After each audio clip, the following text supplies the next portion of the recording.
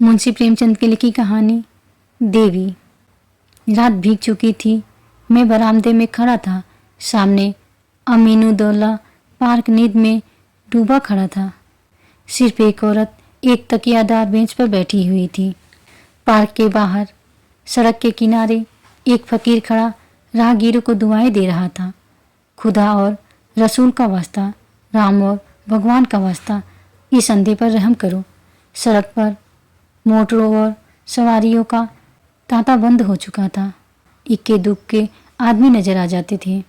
फकीर की आवाज़, जो पहले नक्कार खाने में तुली की आवाज़ थी, अब खुले मैदान की बुलंद पुकार हो रही थी। एकाएक वह औरत उठी और इधर उधर चौकन्नी आंखों से देखकर फकीर के हाथ में कुछ रख दिया और फिर वह धीमे से कुछ कहकर एक तरफ चली गई। फकीर के हाथ में कागज का टुकड़ा नजर आया जिसे वह बार बार मल रहा था। क्या उस औरत ने यह कागज दिया है? यह क्या रहस्य है? इसे जानने के कौतूहल से अधीर होकर मैं नीचे आया और फकीर के पास खड़ा हो गया।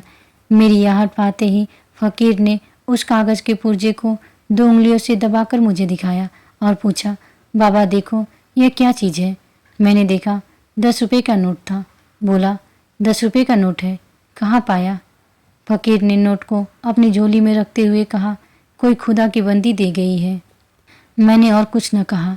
उस औरत की तरफ दौड़ा जो अब अंधेरे में बस एक सपना बनकर रह गई थी। वह कई गलियों में होती हुई एक टूटे फूटे गिरे पड़े मकान के दरवाजे पर रुकी, ताला खोला और अंदर चली गई। रात को कुछ पूछना ठीक न समझकर मैं लौट आया। रात भर मेरा जी उसी तरफ लगा रहा।